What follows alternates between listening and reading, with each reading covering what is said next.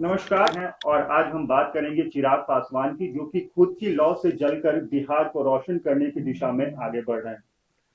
अभी तो सर हम पुरानी बातों पर बाद में चर्चा करेंगे। बिहार में जो सबसे बड़ा मुद्दा है वो लॉ एंड ऑर्डर का है।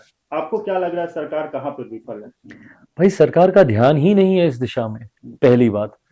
और दूसरी बात, पूरी तरीके से अपराधियों को संरक्षण देने का काम ये सरकार करती है। आज की तारीख में जैसा आपने बोला कि भाई लॉ एंड ऑर्डर प्राथमिकता पे होना चाहिए, वहां पर प्राथमिकता लॉ एंड ऑर्डर ना होते हुए प्राथमिकता इनका गठबंधन है, मुख्यमंत्री जी की कुर्सी है, इनके पार्टी की अंतरकला है। पूरा ध्यान केंद्रित उन तमाम चीजों पर कर दिया जाता है।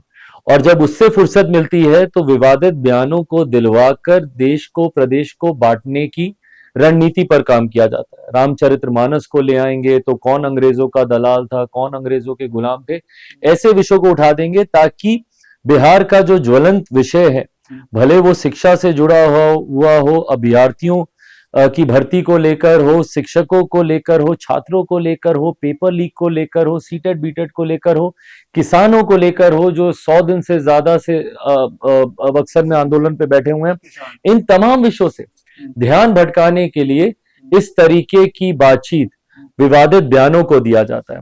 और जब मुख्यमंत्री जी से इसके ऊपर सवाल पूछा जाता है तो आप ही के कैमरे पे रिकॉर्ड होंगे, बैक टू बैक उनके जवाब आते हैं, अच्छा हमको तो मालूम ही नहीं, हमको तो मालूम ही नहीं, हम जानते थे, हम जानते नहीं। भाई जब प्रदेश के मुख्यमंत्री को ये बातें ही नहीं पता, जब उनकी जानकारी में ही नहीं, और अफसोस तब ज्यादा होता है क्योंकि वो प्रदेश के मुख्यमंत्री के साथ साथ हमारे प्रदेश के गृह मंत्री भी वही। ये विभाग, कानून व्यवस्था को मजबूत रखना उन्हीं की ही जिम्मेदारी है। पर एक के बाद एक भाई बिहार में जघन्य अपराध हो रहे हैं, अक्षम्य अपराध हो रहे हैं। भाई बक्सर ये छपरा वाली कोई मामूली घटना, अभी हम उस युवक से मिलकर आए, 3 में से जो 1 बच गए हैं, 2 का निधन हो गया है। जिस तरीके से उन्होंने बताया कि पुलिस के संरक्षण में इस घटना को अंजाम दिया गया, उस युवक ने खुद बोला कि भैया पुलिस वहां पर आई थी, अगर वो रुक जाती या हम लोग को अपने साथ ले जाती तो आज वो 2 युवक जिंदा होते।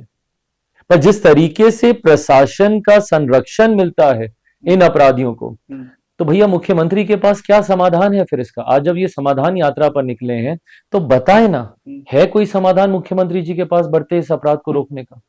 बिहार का एक युवा है जो कि लगभग हर एक जिले में जाता है, हर एक गांव कस्बे में घूमता है। जनता सबसे बड़ी समस्या क्या बता रही है? जनता क्या उससे बात कर रही है, क्या संदेश दे रही है?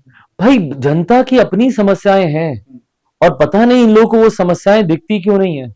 जनता की अपनी समस्याएं हैं और उनकी समस्या भाई ना जातिवाद से लेकर है, ना बंटवारे की राजनीति से उन्हें कुछ लेना देना है, ना जातिवाद से उन्हें कुछ लेना देना है, ना सांप्रदायिकता से उन्हें कुछ लेना देना है। जो मुख्यमंत्री बार बार जो बांटने की राजनीति का प्रयास करते हैं, दलित, महादलित, पिछड़ा, अति पिछड़ा, कभी अगड़ा, कभी पिछड़ा, कभी लव, कभी कुछ, कभी कोरी, कभी कुर्मी, महिला पुरुष तक में बांटते हैं भैया। जो बयान दिए थे मुख्यमंत्री जनसंख्या को लेकर पुरुषों के लिए, तो ये जिस तरीके से बांटने का ये काम करते हैं, आज की तारीख में भैया बिहार के युवाओं को बेहतर शिक्षा, बेहतर रोजगार के अवसर चाहिए। बताए ना मेरे मुख्यमंत्री, जब इस तरीके की बयानबाजी वो करते हैं, बांटने की जब ये राजनीति करते हैं, तो बताएं ऐसे में बिहार के युवाओं को लेकर उनकी क्या नीति है? लगभग 2 दशक होने को आए इनको मेरे प्रदेश का मुख्यमंत्री बने हुए। इन 2 दशकों में बताएं मुझे कितने इन्होंने उद्योग लगा दिए बिहार में, या पलायन रुक सके? 2005 में इन्हीं का बयान था भैया, जब ये मुख्यमंत्री बने थे, उस वक्त ये बोले थे कि मेरा सपना है कि जितने बिहारी बिहार से पलायन कर कर गए हैं उन सबको मैं वापस अपने प्रदेश लेकर आऊं। जो मुख्यमंत्री 2 दशक में अपना सपना नहीं पूरा कर पाए, वो किसी बिहारी का सपना क्या पूरा करेंगे? आज की भी तारीख में मेरे बच्चों को कोटा जाना पड़ता है, दूसरे प्रदेशों में जाना पड़ता है शिक्षा के लिए। क्या इन्होंने शिक्षा के स्तर को बेहतर करने के लिए किया? यहाँ पर शिक्षा नीति इनकी क्या है बता दें, या हमारे प्रदेश में आईटी जॉब, आईटी सेक्टर खुले, उसको लेकर इनकी नीति क्या है? दूसरे राज्यों में चले जाइए, बगल में उत्तर प्रदेश है, वहां पर जाकर देखिए सिंगल विंडो क्लियरेंसेस की बात होती है, ईज ऑफ बिजनेस की बात होती है। हमारे प्रदेश में है कोई ऐसा सिस्टम कि भाई निवेशक आए हमारे प्रदेश में आकर निवेश करें? और तो जिस प्रदेश के मुखिया खुद ही ये बोल देते हैं, भाई भूगोल को दोष देते हैं हमारे प्रदेश के, बोलते हैं कि बिहार का भूगोल ऐसा है कि यहाँ पे उद्योग नहीं लग सकता। अरे दोष बिहार के भूगोल में नहीं है, आपकी नीयत में है मुख्यमंत्री जी। आप चाहते तो क्या 2 दशक में गांव गांव तक आपने शराब की दुकानें खुलवाने का आपने काम किया? किसकी देन है भाई? पहले तो आप गांव गांव तक आप खुलवा रहे थे, यकायक आपको ज्ञान प्राप्ति हुई और आपको पता चला कि भाई पीने वाला महापापी है। जब तक दुकानें खुलवा रहे थे तब तक इनको नहीं पता था कि पीने वाला महापापी है। उसके बाद पहले दुकानें खुलवाने का इन्होंने काम किया। जब हर बिहारी को इसकी लत लगवा दी, गांव गांव तक शराब पहुंचवा दी, उसके बाद ये बोलते हैं कि अब शराबबंदी करो और जो पिएगा वो मरेगा। अपने ही प्रदेश के लोगों के लिए इस तरीके की भाषा का ये इस्तेमाल करते हैं।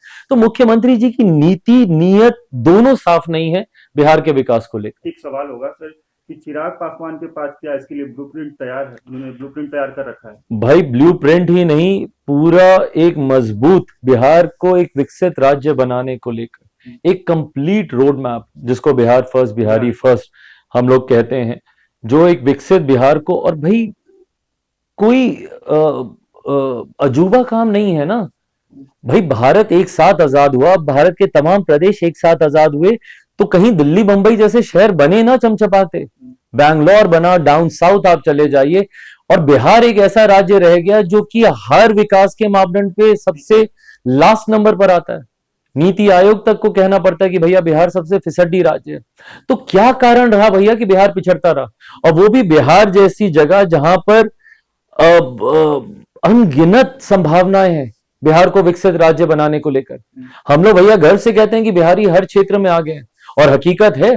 आज आप अपनी इंडस्ट्री में देख लीजिए, मीडिया में आप चले जाइए, टॉप बिजनेस मीडिया हाउसेस के हेड्स अधिकांश बिहार के लोग हैं। आप आईएएस आईपीएस ऑफिसर्स की आप बात कर लीजिए, अधिकांश उसमें बिहारी आगे हैं। तो क्या कारण है भैया कि बिहारी इतने आगे निकल गए और बिहार पीछे रह गए?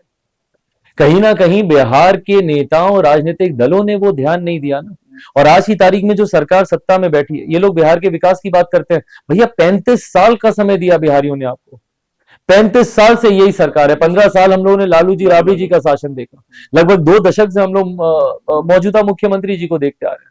तो जो लोग 35 साल में बिहार का विकास नहीं कर पाए, वो लोग अब विकास की बात कर रहे हैं। नीतीश कुमार तो शुरू से कहते हैं कि हमारा सुशासन का सरकार रहा है, सब कुछ रहा है, तो फिर ये आखिर कहाँ पे ये लूपहोल देखने को मिल रहा है? भाई बताएं ना, क्या सुशासन की ये परिभाषा है कि दिन दहाड़े गोली मारकर हत्या कर दी जाती है, युवकों की गला रेत कर हत्या कर दी जाती है, छोटी छोटी बच्चियों के साथ दुष्कर्म कर कर उनके शव को नली नाले में फेंक दिया जाता है? क्या ये सुशासन है? बताए ना मुख्यमंत्री। और मुझे बताया ना मुख्यमंत्री कि भैया इसको लेकर क्या है आपके पास समाधान? भाई आप ही निकले हैं समाधान यात्रा पर ना, क्या है समाधान? आपकी समाधान यात्रा के दौरान बिहार के कितने जिलों में हत्याएं हो गई? ये दिखाता है कि भैया सुशासन नाम की कोई चीज आज की तारीख में बिहार में नहीं बची। और ये कहीं ना कहीं भाई संभव नहीं है इनके संरक्षण के बिना। इनका पुलिस तंत्र, इनका प्रशासन संरक्षण देता है, नहीं तो ऐसे जघन्य अपराध को अंजाम देना बिना प्रशासन के संरक्षण के संभव नहीं है। और प्रशासन अगर संरक्षण दे रहा है, उस पर मुख्यमंत्री नीतीश कुमार खामोश हैं, तो ये मौन सहमति है उन अपराधियों के पक्ष में, और उनकी मौन सहमति की वजह से ही अपराध इतना बढ़ता जाता है। एक आखिरी सवाल होगा, आपने पुलिस प्रशासन पे सवाल किया है। जब बिहार के डीजीपी अभी जब आए थे भट्टी साहब, उन्हें लेकर के बहुत शोर शराबा हुआ कि वो बहुत कड़क, उन्होंने साफ अपने बयान में भी कहा था कि आप अपराधियों को दौड़ाइए तब जाकर के ये क्राइम कंट्रोल होगा। तो आप प्रशासन पर ही ये सवाल करें? भाई बयानबाजी बन के रह गया ना। उनके आने के बाद ईमानदारी से मैंने भी भाई उम्मीदें रखी थी, बट बहरहाल बिहार का सिस्टम ही ऐसा बन गया भाई। पिछले 2 दशक में मुख्यमंत्री नीतीश कुमार जी ने एक ऐसा नेक्सस क्रिएट कर दिया है कि कोई भी लाख कोशिश करे उस नेक्सस को ये लोग तोड़ नहीं पा रहे हैं, क्योंकि मुख्यमंत्री जी का संरक्षण ऐसे ऐसे अपराधियों को मिलता है। और यही कारण है भैया, आज तक इतनी हत्याएं हुई बिहार में, मुझे बता दीजिए ना कितने अपराधियों को सजा मिली। बिहार एक ऐसा राज्य है जहां पे conviction rate compared to the rest of the country is one of the lowest. आप डाउन साउथ चले जाइए, 89, 90, 91, 92% कन्विक्शन रेट है। बिहार में मात्र 7% है, और वो भी तब जबकि भैया अगर किसी की गिरफ्तारी हो गई तो उसको गिरफ्तार करके दिखा दिया जाएगा कि भाई कन्विक्शन हो गया। बाद में कोर्ट कचहरी तक पहुंचते पहुंचते तथ्यों के अभाव में, लैक ऑफ एविडेंसेस के तहत उसको भी छोड़ दिया जाता है।